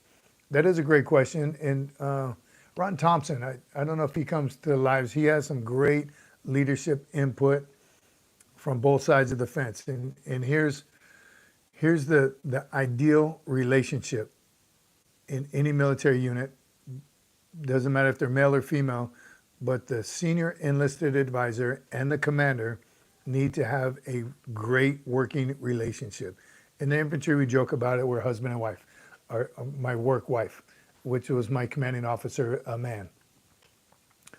But it's that type of relationship that is success of the unit and the mission when those two individuals work together. The commander is in charge, period, at the platoon level from a second lieutenant right out of college or TBS and OCS, and a staff sergeant who's been in the Corps 8, 10, 12 years, maybe a couple combat tours. That's the same relationship that a regimental sergeant major and a regimental commander need to have, that work relationship. They don't always have to agree, and there should be times that they don't. The senior enlisted advisor advises the commander, doesn't tell him anything. The commander is the commander. And as long as both parties know that and understand that, it'll be a success. The commander knows that, yes, just because I went to college doesn't mean I know everything. He learned everything in the books and was told to him by his sergeant instructor, right, in OCS, sergeant enlisted, training the officers. That's when the enlisted are training the officers. Once you get to the fleet, it's a working relationship. Behind closed doors is when you make it happen. Sir, I see what your idea is here, but did you look at it this way? All right, because the enlisted lives, eats, breathes, sleeps, parties. He knows everything about every single enlisted Marine, as does the commander on a different level. So as long as they work together, all right, neither one of them is better or more important than the other. They both have the same mission in mind. They both have the same passion in mind, and they both listen to each other. They communicate. And when it becomes, oh, well, I'm in charge and you're going to listen to me, that's when it's going to start going downhill. That's when your organization is going to feel it. Man, what's wrong with him or what's wrong with him? Don't they talk to each other? They work in the same building. Why aren't they communicating? Why aren't we being heard as the enlisted? Why don't the officers listen to what? That's because of that relationship right at the top. If they can communicate, if they're transparent, right? They discuss, the commander tells, this is what I'm thinking, Sergeant Major, what do you think? How would this affect the boys? How would this affect the unit? Any commander, and I say this about any organization, and I use he because I've grown up in the infantry. So whatever's best for your unit, right? What works best? Check the command climate, right? Talking back and forth with Ron earlier. Check the command climate. That's an indicator, because that's what his question was. What is leadership? Define good leadership. Define poor leadership. A couple easy ways to define it. Your command climate, the morale of your unit, the success of your operations, right? Is your organization getting better every day, even if it's just 1% better every day? If it's not, if it's steady, something needs to happen. Some change needs to happen somewhere. If it's going down, right? If personnel are leaving, people are trying to get out of your unit, something's wrong. That's when you have, that's a definition of poor leadership right there. You can define it by the morale, welfare, and well-being of your unit right away. Are people trying to get in? Does everyone want to come to your unit? Are you getting calls from the monitor saying, hey, I got another corporal wants to join 2-5. What are y'all doing over there? Everyone wants to come to 2-5. That's a definition of good leadership right there. You're obviously doing something right. So many ways to measure good and bad leadership. But as a leader, you have to recognize that. Why is my turnover so high? Why haven't we had a good field operation in a long time? Why is it hard for me to find replacements for my platoon sergeants, right? For my company first sergeant, nobody wants to come to this unit. It's not because the unit's bad, it's because the leadership is bad. That's how you define good or bad leadership. Take a look around, ask questions, talk to people about that specific. Yeah, that unit will be good in about 18 months when the current sergeant major leaves. He's just a butthole, and nobody can work with him. Commander just got there. He seems like a good commander. Might be now a good time to go. You get there to find out, nope. You wait it out. That's the difference between active duty and once you get out. Active duty, you know he or she has got to be leaving soon because they're going to receive orders. That's the beauty of it. You can suck it up for 18 years, 18 months, 2 years, whatever it is, whenever that leader got in that position. Yes, I'm going to do my very best to improve this place from my level, and I'll never stop, never quit or give up. Continue to do your very best. And if that leader doesn't change, unwilling to change, doesn't see the need for change, or just hard-headed, it's okay because they're going to receive orders soon. Then that unit will thrive once he or she is gone. Civilian community is different. You never know if they're ever going to leave. Right? Some leaders get in that position, camp out, grow roots, collect a paycheck, and do just about nothing else. That's the ones that destroy organizations, destroy units, and drive it all the way into the dirt and then bail out at the last minute, and maybe somebody behind them can pick it back up. It's not a good way to go. Recognize it right away. As soon as you hear something, don't discount it. Don't disparage the person who's saying it. Oh, that person always complains. They just complain for. Well, then ask them to do it right. I don't know. After actions report, topic, discussion, recommendation. Let me take a look at those. I keep getting these. Something must be wrong somewhere. Let me just take a look. Detach. Step back. That's another definition of good leadership. Not, oh, really? What's this guy crying about again? Nah, put it over there in this pile. Great definition of poor leadership. So there's many ways, and everyone has their own definition of good and bad leadership. Still to this day, I'll continue to say you can learn just as much from bad leadership as you can good leadership. Obviously, the bad leadership, when I'm in that position, I'll never do that. Those are easy. But once again, Leader's Notebook, Green Monster, whatever you want to call it, get it in there and look at it every now and then. Surprisingly, again, basic leadership 101. You know, I like to relate it to football. Good football stands for alignment is hips down, elbows in tight, and getting ready to push that defender, that offensive lineman back. That will never change. A lot of things in leadership will never change. It's the individual that changes. It takes work. It takes work to be a leader. It takes a lot of work. When you get the higher you go, your work doubles, and then it triples. So if you're not working out, I made it to the top, I'm here, now I can just sit back and relax, put my hands in my pockets. Go, retire, move on to something else, move on to a job that's what they expect from you. Not a job that the expectation is high. You're a prior service Marine, you're in charge, heck yes, let's go. But if you're not willing to let's go, you just go by yourself. Lay Cookie says, it's harder in the corporate world because by the time bad leadership leaves a company, you got a full on dumpster fire going.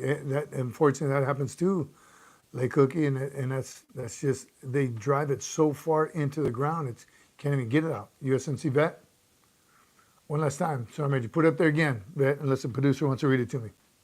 Come around here and share it with the crowd. No. Leadership means pushing through the toughest times and showing your Marines that quitting is never an option. When things get tough, you don't fold. You dig in and fight harder. It can even be painful for a little while. Changes that need to happen have to happen for the success of the organization. It's going to be rough waters for a little while. That doesn't mean don't do it. Oh, that's going to disrupt all kinds of stuff. It's going to, well, we can't do that now. We'll do it. How about next year? Let's try it next year. And then next year, still failing, still getting worse. Problems are still there. Now they're even worse. Courage. You got to have courage. Don't be a coward. Don't be a yes man. Do what's right. Get people to do what's right. Leaders don't ask the Marines to do what they won't do themselves. A real leader's power is in their sacrifice, their courage, and their ability to push their Marines beyond their limits every damn time. Lead by example. Right? Don't expect your Marines to work every single weekend if you're not willing to work every single weekend. You got Marines on duty, you should be on duty as well. Lead by example. It's all they expect, as they should. Right? You have a weekend evolution, be there. Not just to show face, walk around, yes, man, you look good this morning. All right, see you later. Work with them. Do the things that they do. Find out what exactly they do. Get down in the weeds with them. Find out. They're in the field, they're overnighter. Stay the night in the field with them. Suffer a little bit like them. Find out what they do so you can speak intelligently on what they do. USMC vet. Why the UK Marines have their regimental sergeant major as warrant officer? Do you think the USA will ever one day do this? I don't think so. USMC vet, and I've dealt with the UK Marines, and that's usually what it was. My counterpart was a warrant officer, usually a warrant officer 5 too. Interesting. I don't think so. I think we've been doing it. They've made minor adjustments early on, but for 250 years, I think they'll keep it just exactly the way it is. Talk about the Master Gunny Sergeant Major thing all the time. Will that change? I obviously I'm biased. I think it's the best system. All right, last question for Poolee. McJunkin, put that back up, please. I'll read it this time, I promise. I don't know, but I've been told Marines are the best, so I'm told. It's from Doc. From the sand to the sea, we fight to be free. Sing it. I'll read it. And we'll never retreat. Oh, I'm supposed to sing it? You sing it. You sing it. Producer, sing it. She's singing it. Mark Hankins, what's up, brother? General Kelly, General Mattis, and General Milley were not yes men. I got my feelings on all three of them, and you see yes men make it along the way. Here's a problem with yes men. Usually the unit fails. Right? Doc said, sing it, producer. Unfortunately, some leaders want nothing but yes men. They surround themselves with yes men, so their orders never get questioned. Right? They can make these outlandish policies, and no one has the courage to say something. Except when somebody does. Then that leader just wants can't you just comply and say, yes, sir, that's a great idea? And when you don't, they find a way to, all of a sudden you're going to get orders. You're going to move somewhere else because you're rocking the boat. No, you're just trying to make things better. And that takes work. That takes work. That takes leadership from those leaders. Wow, we expect you to work? Yeah, that's what we expect you to do with the power of, I just said power, I just saw it up there, with the input from your organization. Who knows better what the fry cook needs at a bowling alley than the fry cook? Find out what he does. I'm going to buy this new thing for him. Okay, let me get John McJunkins before I miss it. Poolee Cafferty asks, how can an enlisted Marine help make changes for the better if the officers see nothing wrong with themselves or their orders? Bam, hit the nail on the head right there. Cafferty, beautiful question. And that is the problem. How do you convince a leader who is consistently making poor choices? But he's at the top, so what he says goes. How do you convince him or her that how can the enlisted? So that's dated way back. And people say when they see a bad commander, I don't want to hurt anybody's feelings. When you see a bad commander, especially as a sergeant major, it's like, man, who is that guy's sergeant major? How did he make it to that high, what sergeant major along the way failed him, right? That's what the enlisted, senior enlisted, think about when they see an officer that is poor leadership. But I think it's bigger than that. I think there has been sergeants, majors, and master gunnery sergeants along the way that try to correct that officer. They get set in their ways. What you can do as enlisted is continue to advocate for your Marines. Don't stop. Take it up higher in the chain of command. Higher in the chain of command. We use the request mass system and talk to the commandant of the Marine Corps through everyone else in the chain of command. That's what that system is in place for. It shouldn't have to go all the way to the commandant or the sergeant major of the Marine Corps. But active duty, it's a lot more successful. Those leaders, those officers do get exposed, and it finally does come out, and they usually end up transferring, going somewhere else. That's active duty. And that's what I was used to. That's what I remember. Again, I tell you all the time, I think I was blessed with good leaders throughout my entire active duty career. I'm not witnessing this poor leadership until now, after the Marine Corps. I do remember a lieutenant in Desert Storm got relieved. He was one of those guys who, it's my way because I'm a lieutenant. Didn't last long. He had no experience whatsoever, joined us late in Desert Storm. He lasted a couple weeks, and he was just gone. They did the officer's thing, probably took care of him, sent him to a desk job somewhere where he couldn't put anybody's lives in danger. That's the difference. In the civilian community, again, you don't know how long they're going to be there, and they don't have to change. You don't have the request mass system. Go to HR. What if the HR is part of the problem? Who do you go to then? So it's a bad situation that you can try your hardest, keep going, never quitting, never giving up. That's why people leave, not bad companies. There are no bad companies. People don't leave bad companies. They leave bad leadership.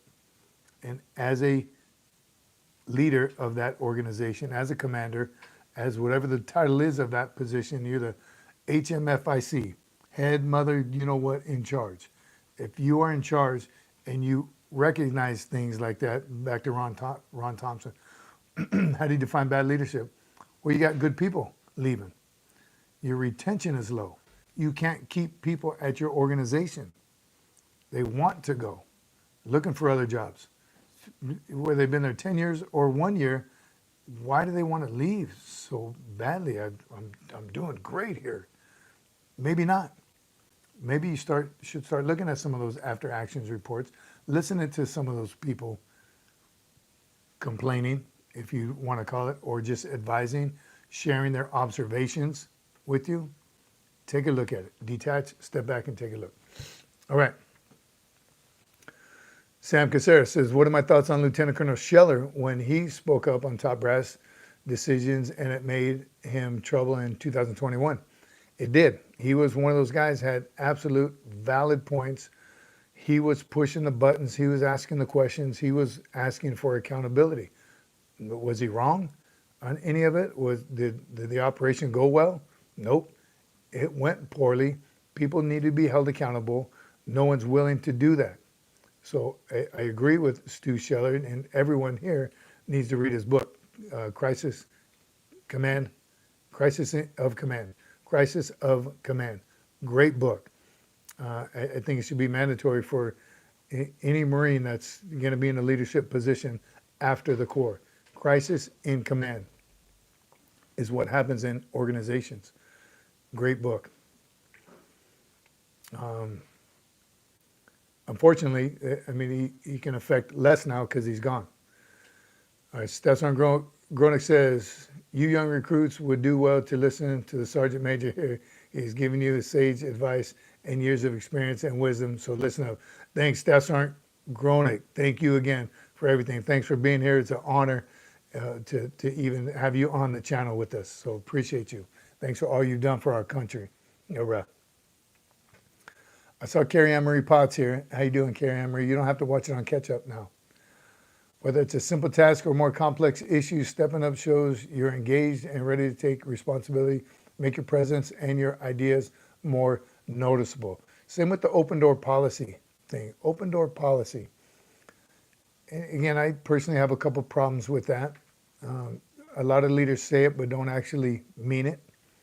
Right? It's something cool to say. It's a good buzzword. And I always have an open door policy. You have anything you'd like to discuss, come on up. But when you're coming up and not telling them, you're doing great, the organization's great, I love it here, this is so great, that's what their open door policy is for. When you have concerns, all of a sudden their door is not so much open anymore. And I also think a leader that has to say that, my door is always open, you are in your office too much. You shouldn't even have a door, because you should be out with your employees, with your men and women, who whatever organization you have, you shouldn't need to even say I have an open door policy, because you're with them, you're in the mix. And yes, I know there's CEOs with people all over the world. Do you have an opportunity to see every one of your employees? Maybe not. You got 40,000 employees, obviously not. But see the leaders, not just on Zoom, not just on text, not just, you got to get out and some FaceTime with that fry cook in the back, all the way up to his manager of 30 chains of whatever organization, whatever it is. You have to get out, and you shouldn't have to have an open door policy. It should be on the road, getting out and seeing your employees. All right. Shelly got his pension and maybe Jack off his book. His actions could have been declared insubordinate. Yeah, of course. You get to the legal side of it. That's how passionate he was about what he needed, what he wanted, what was right. Not what he wanted, not what he needed, what was right. That you get that from leaders a lot too. Oh, you just want it your way. You want to be in charge. You do everything your way. No, just wanted a better way. There is a better way from these, because we've been doing it the same way for 30 years. Doesn't make it the best way. It's good and it works. Are you okay with that though? Are you okay with just good and it working? How about getting better every day? You go in that open door and bring up something bad, they don't want to hear it. I missed it, Lay Cookie. Not to toot my own horn here, Sergeant Major, but I too have given my advice and wisdom to these youngsters. You absolutely have, John McJunkin. I don't even need the rest. You and Gunny and what you do for our youth. Thank you, brother. And it's people like you are setting these guys up for the future, for success later on in life. These are life lessons. And when I'm telling a young kid something, why you're a boy, why are you wearing earrings and you don't have a haircut and you barely need a shave? Why don't you shave? Why don't you just look sharp all the time? Oh yeah, well, I'm going to football practice. Yeah, that's all cool, but dress up, never dress down. Do the right thing, stand up, shake someone's hand. These are life lessons that these boys, these young men and women don't get taught enough. Holding the door open for anybody, right? Taking that extra second, telling someone good morning. Strangers, it doesn't matter who they are, who you are. Have a great day, right? Just the please and thank yous. Those general things that just make better citizens for the future. That's what we're doing here. That's what John McJunkin and crew does all the time. That's why I believe all of you are here, making it better for all of us later. So appreciate you, all of you. God bless you all. Yes, I do like ending it on leadership. I gotta get on my soapbox. Like and subscribe, share with everybody. Don't forget about the merch. We'll see you Wednesday, April 30, live, last day of the month. God bless you all. We'll see you soon.